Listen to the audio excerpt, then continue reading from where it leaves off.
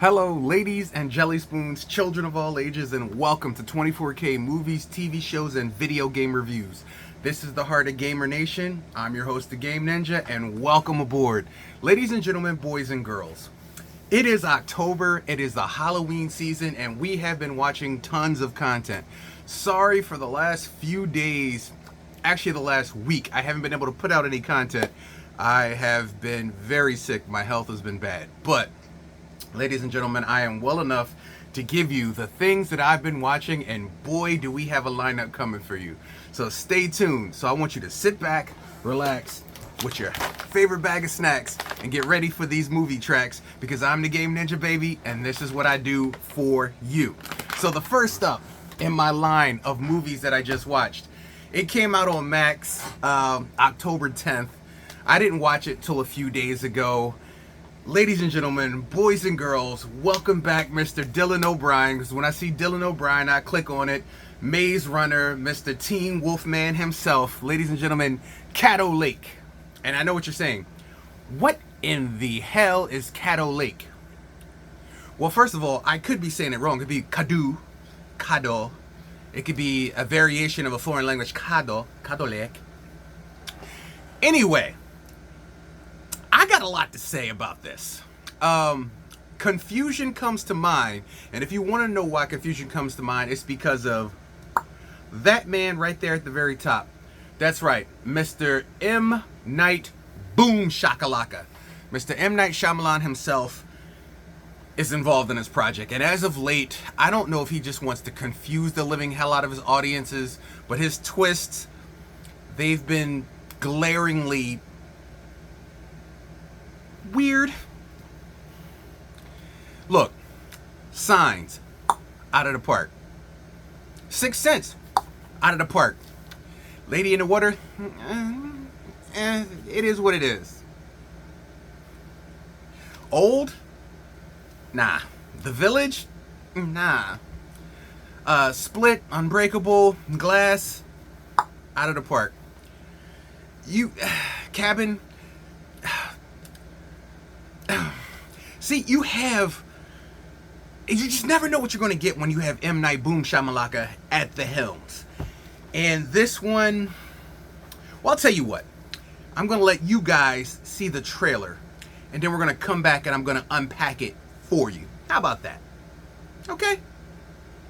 So stay right there. I'll unpack it for you right after the trailer. Let's go.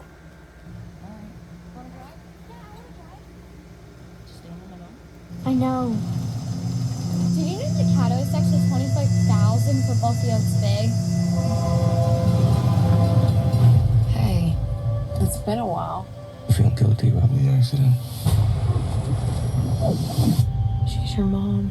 It wasn't your fault. She hadn't had a seizure in 6 years. I'm not related to any of these people. You're my daughter, so you are part of this family, okay? Dear Jesus, Eric, and you've been testing us with this drought here. But we know there's many folks struggling in ways greater than ours. What are you doing? Why you gotta be such a scaredy cat?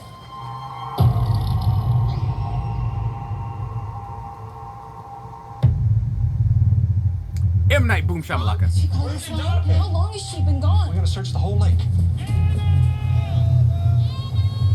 Either somebody's taken her, or she's hurt. I can feel my mom out there. Anna, where are you?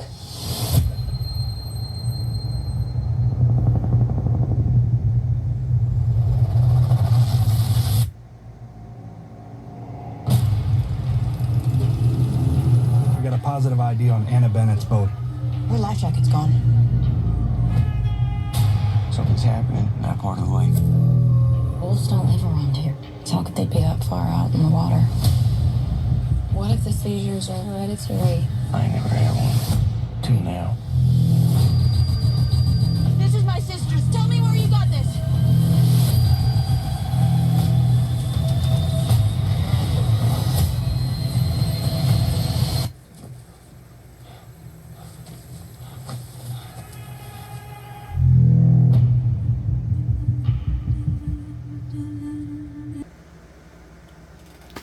Okay, we're back. And if you are more confused than you were when we first started, you are not the only one. So I can sum up this entire movie with a scene from another movie. Spaceballs, Mel Brooks. Great movie. There's a scene where Lone Star finally meets Lord Helmet. It's a parody of Star Wars. And they finally meet each other, and Lord Helmet says, "Lone Star, at last we meet. A circle is complete." You're not going to tell me you're my father or something. No. I am your father's uncle's cousin's daddy's nephew's formal roommate. What does that make us? Absolutely nothing, which is what you are about to become. Okay, so I am going to try to unpack this movie for you guys. First of all, I thought it was going to be like a murder mystery movie. Totally wrong. Didn't see time travel. And by the way, this is a spoiler review. If you don't want spoilers about Caddo Lake, tune out in 5, 4, 3, 2, 1, 0. We're going. Roll 'em. Okay. The first half of this movie I got into, and I was intrigued on where it was going. Towards the middle, I kind of got lost. It got very muddy. Then as the twists came, I got very angry. And then as the movie ended, I was like, what? So, linearly, let me start with the timeline, because that'll give you a baseline of where this movie goes. So we're going to have to go back to 1955 at the building of a dam in Caddo Lake, because Caddo Lake just was a floodplain. There was terrible issues. So apparently there was this area of Caddo that flooded all the time. A dam was being built to control that because it was overrunning and destroying land that can be, I guess, used. But there's this one portion in the swamps where it's pockets of time. Going in different variations and ways will send you either forward in time or backwards in time. And it's not as simple as when and where. It's more like when and when. So when the plane is flooded, the time portal is null and void. It doesn't work. You can't get in. You can't get out. There's no time portal. You could ride right through it. Nothing happens. But in times of drought, when the water is low, this time portal is exposed. You could go in. It could be a day forward, a month forward. It can be 30 years back, 50 years back. There's no telling. So the movie starts with our two characters, Dylan O'Brien and Eliza Scanlon. I'm hoping I'm saying her name right. Those are the main characters. Dylan is kind of messed up because him and his mother were in a car accident that went off a bridge. He couldn't save her or get her belt open, her seatbelt open, and she drowned. So he blames himself and he's messed up in the head. Eliza, on the other hand, well, she's just an asshole. And there's no other way of saying it. She's just an asshole. She's fighting with her mother. She's fighting with her stepfather. The only person she really likes is her little sister. And her little sister follows behind her like a little duckling everywhere she goes. The movie doesn't give you enough about the characters in the movie or background for a reason. Because if you knew, that would give away the plot of the entire movie. And I am going to try to say it as politely as I possibly can. So the movie's plot centers around Eliza's little sister coming up missing. She went out, well, the story is she took the boat out. Well, we don't know what happened. We just know she was out in the water and she went missing, and everybody's following her, trying to find her. There's this big police effort. There's helicopters and boats, but the area, where it floods from the dam that's now built is inaccessible certain places, certain times, and they have a certain window of which to work with. Otherwise, when the dam releases its overflow, you're not going to be able to find her, period. She's just going to be gone. So Eliza spends most of the time trying to find out where her sister is, but of course nobody treats her like an adult because they don't want her to go with the search because they're afraid if she goes out there alone, she's going to come up missing too. Sounds smart.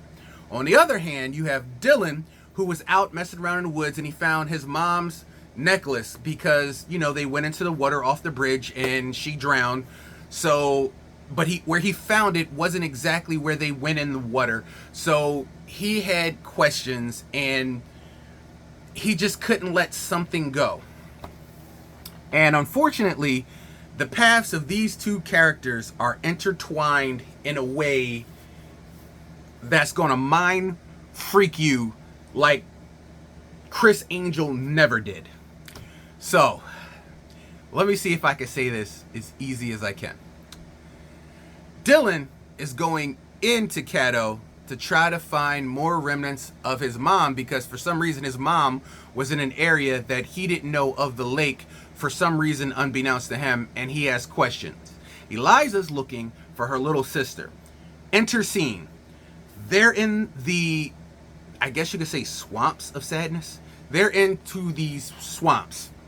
And the patch of land that I referred to earlier where the time warp happens. The first person to go through it is Dylan while he's searching. And he starts to get these weird seizures and bleeding from the ear, but he doesn't have any idea of what happened. And they don't really tell you. He's just looking for his mom's necklace. You see like a little flash of light, and then it's maybe nighttime when it was day. And you're just like, maybe he passed out, maybe he had a seizure. Goes back. She's out looking for her little sister, back and forth, back and forth. She stumbles upon this area where a boat was, and she thinks it's her. She thinks she came out here by herself. So she goes looking for her. She stumbles through one of these little time portals, and she's knocked back to the day before. She doesn't know it, but the time is different because it was night going to night where she was, and then all of a sudden it's daylight. So she takes the boat back. When she takes the boat back, she starts to look around and notice that the things that happened yesterday are happening around her. She even looks over at the corner where the lake is and sees that it wasn't her little sister who brought the boat back, or a stranger that brought the boat back. It was her. And she's kind of like weirded out because she doesn't understand what's going on. She goes in the house, she sees the argument she had with her mom, and she's kind of freaked out, trying to figure out what the hell is going on. So of course, she gets back in the boat and goes back out to the spot. This time she finds a lifesaver from her sister. It's very old though. Very old, very worn, very dirty. Not like the condition it should have been if she's been out there for, I think she's been missing for like 2 or 3 days at this point. At the same time, Dylan is talking to his then girlfriend, who you realize there's a straight relationship in between there. You don't realize what's going on, but he just has this bad relationship with her that he's trying to work out, but he can't because he's so messed up with his mother. He has a strained relationship with his father. He's going through his father's things. He's trying to figure out why his mother was out here and what was the reason why she was out here. Did it affect something, somehow, them crashing off the bridge?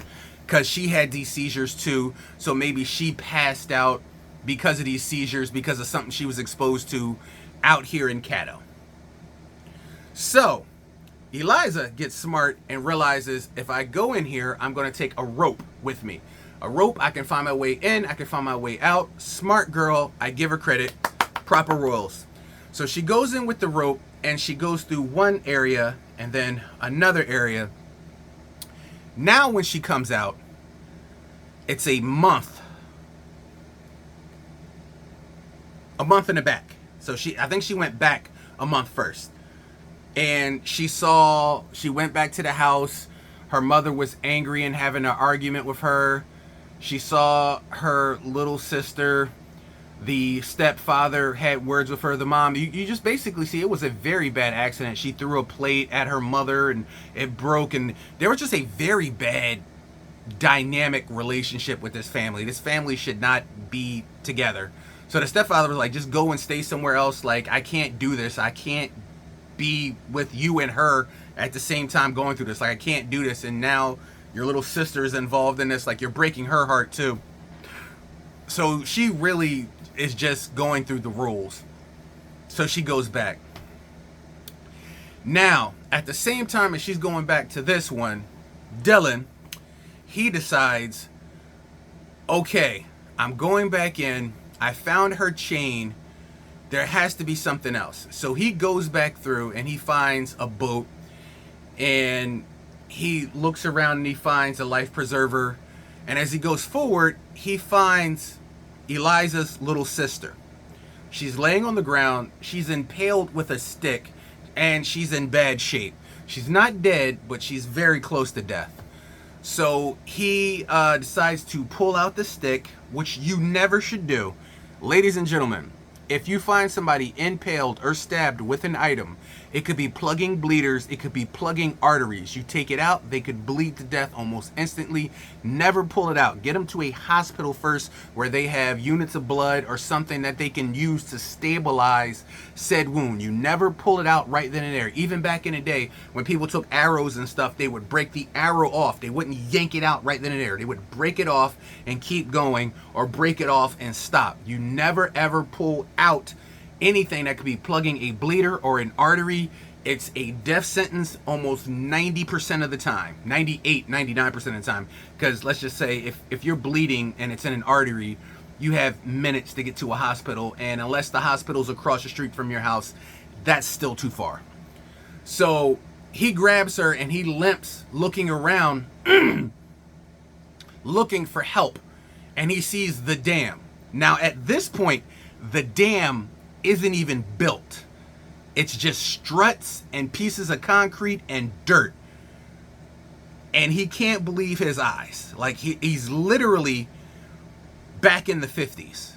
But he's still just thrown by the dam, and he doesn't get what's going on. So he finds a group of people on horse and buggies and carts. That should be a dead giveaway, but it wasn't.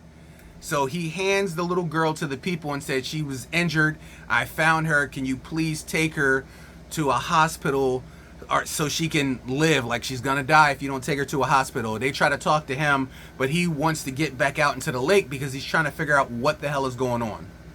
As he goes back out to the lake, he figures out that there has to be a way back to where he's from.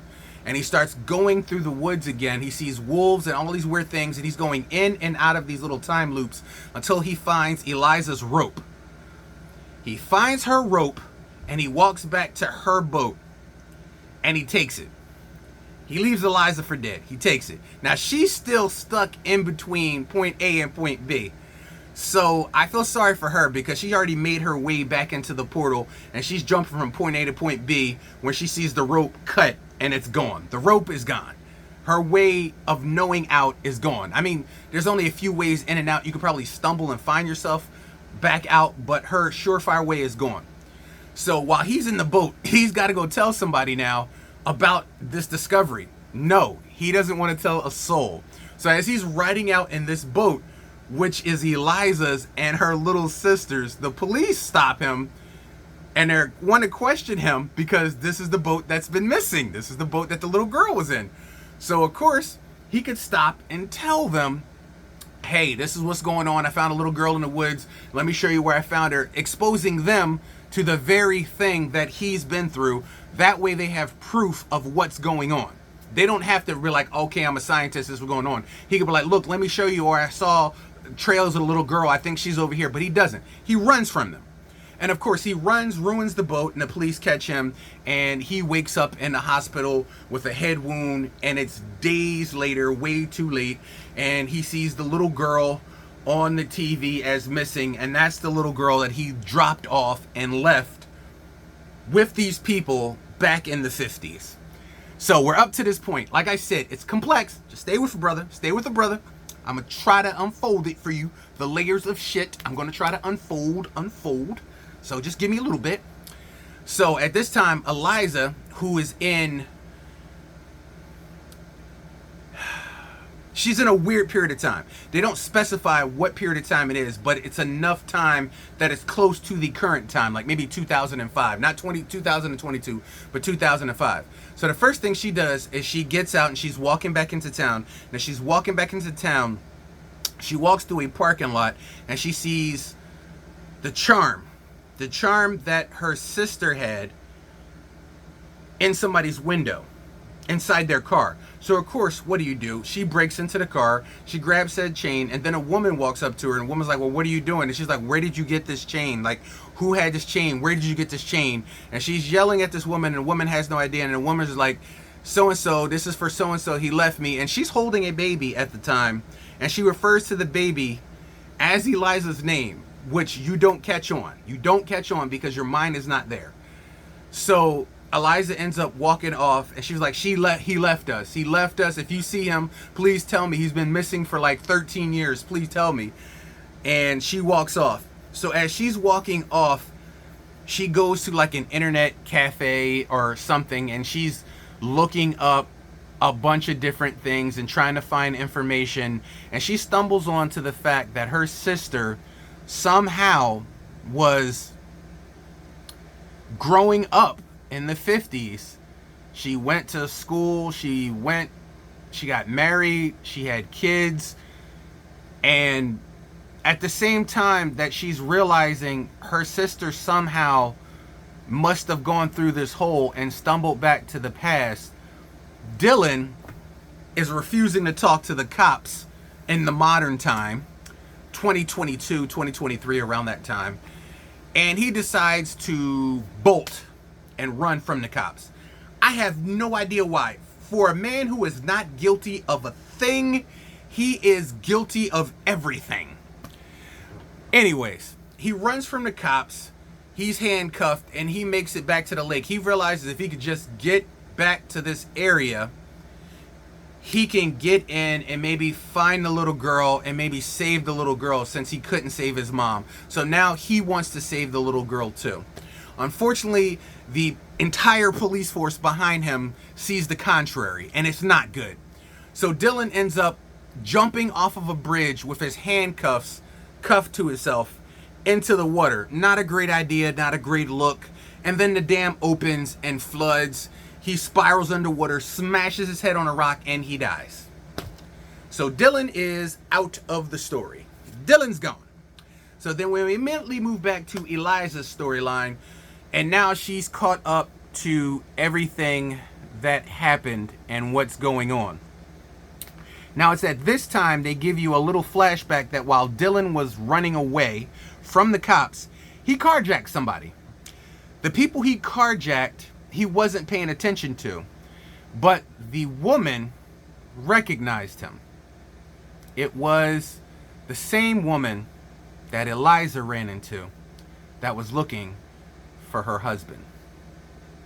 Her husband that had been missing for years was in fact Dylan.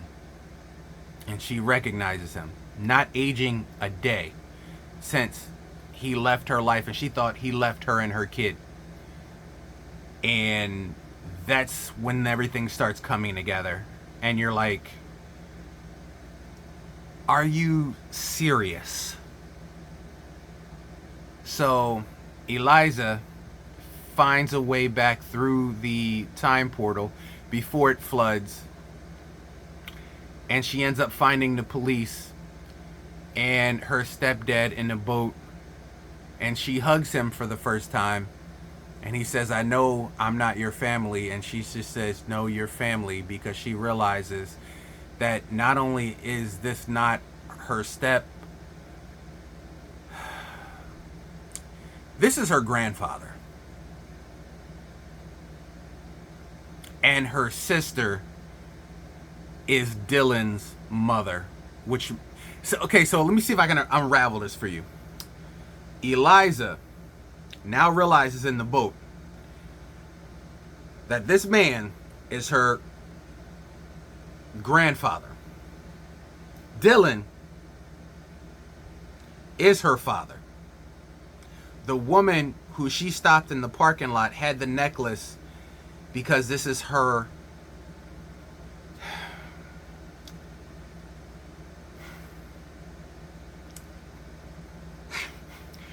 I'm gonna take you a little bit further, and you'll get the reveal as we come down to it. So anyway, she goes back to the house and she walks into her mother, who's watching the news because her mother is going crazy because she's now watching a report of a man who was found with the boat that her daughter was in,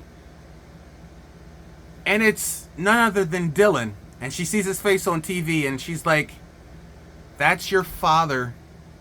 I thought he left us. I thought he was gone." And it's at this point Eliza, looking at the TV, recognizes Dylan from the pictures that she looked up. And she tells her mother that her little sister is safe. She's safe. Not only is she safe, she grew up in the 50s. She married a man, had children.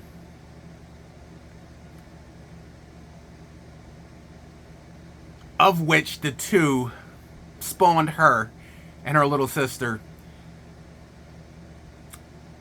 And her father is Dylan. And the mother has no choice to believe it because she's looking at Dylan on TV. She's hearing this story about him. And she has actual evidence printed out by her daughter that Dylan never meant to leave her. He was killed jumping off of a bridge trying to get back into the Caddo Lake portal. Meanwhile, Eliza's little sister is their great grandmother somehow, which the math doesn't math, because her little sister gave birth to this whole lineage of people back from the 50s. So how can her little sister be her great grandmother? Which totally, don't get me wrong, it's a great twist, but damn, what?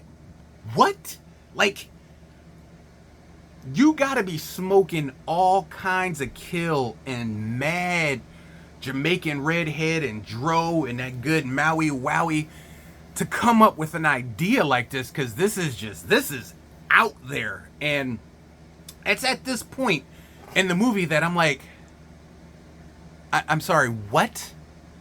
Your little sister is your great grandmother who gave birth. Wait a minute, what? And your mother married Dylan, though he's in the same time period as you. And he gave birth to Eliza, all in the same time period. So let me just write. Dylan is in the same time period. Eliza is in the same time period. Her sister, little sister, was in the same time period. And the mother, the girl who went missing, the little sister, is the one that drowned in the lake. So Dylan couldn't save his mother in the car accident because he couldn't get her seatbelt out. But he saved his mother as a child by pulling her out of the forest and giving her to the people in the horse and buggies. So while he couldn't save his mother as an adult, he saved her as a child so that he could be born, and then he still dies. So the question is, does this circle just keep going? Is there a time loop that broke? We don't know. They don't give us any information on it. And then you're like, this is some weird Jerry Springer talk show kind of topic. My little sister is my grandmother who gave birth to me. And my father, who's wanted for the murder of my little sister, bro, I can't even. I hope y'all got just a little bit of it, because this is where credits just start rolling. And no lie, I'm sitting there like,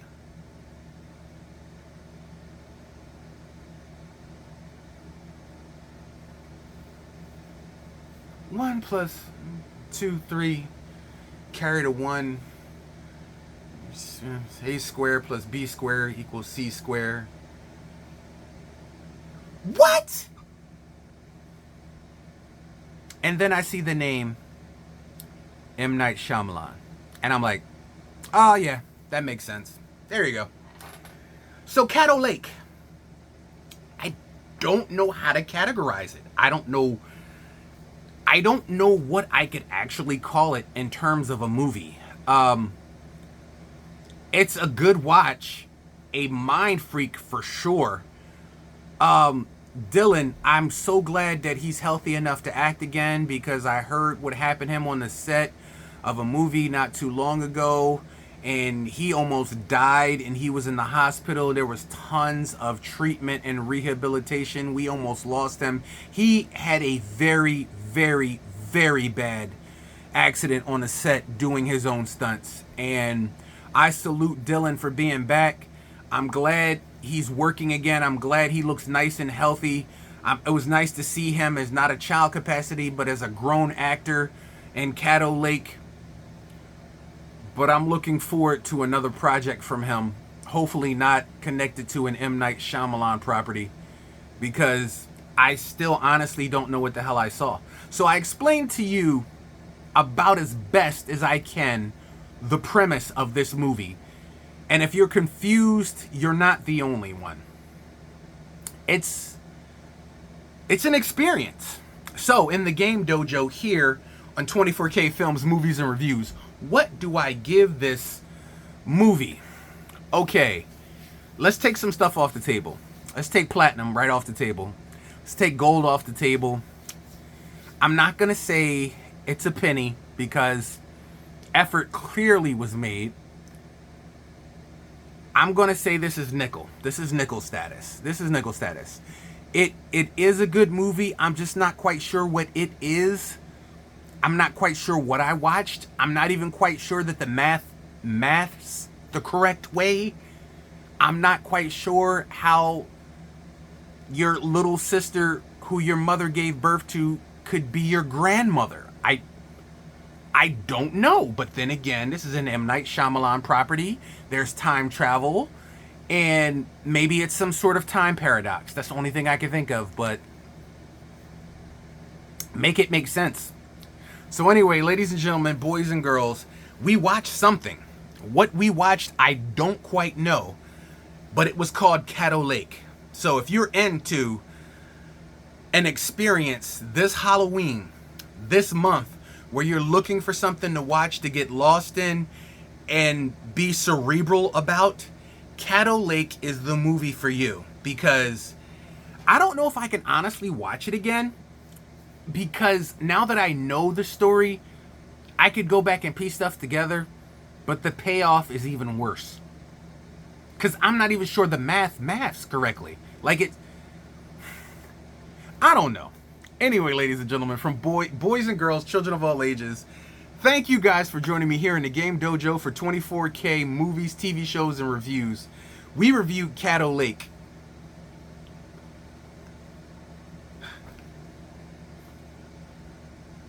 That's about all I can say. Anyways, do I recommend it? If you want to watch something, it's cerebral. It's very cerebral. If you have a headache, don't watch it. If movies that have too many twists and turns that turn completely convoluted and muddy, don't watch the movie. If you want to watch a time jump movie in ways that you've never probably seen before, then this is the movie for you. This is a movie for you. It's done in a refreshing way that you've never seen a time travel movie done before. Having said that, I really, I don't know what the hell I watched. Anyway, ladies and gentlemen, that was Caddo Lake. Thank you for joining me. I'll see you guys in the next movie. Have a great one.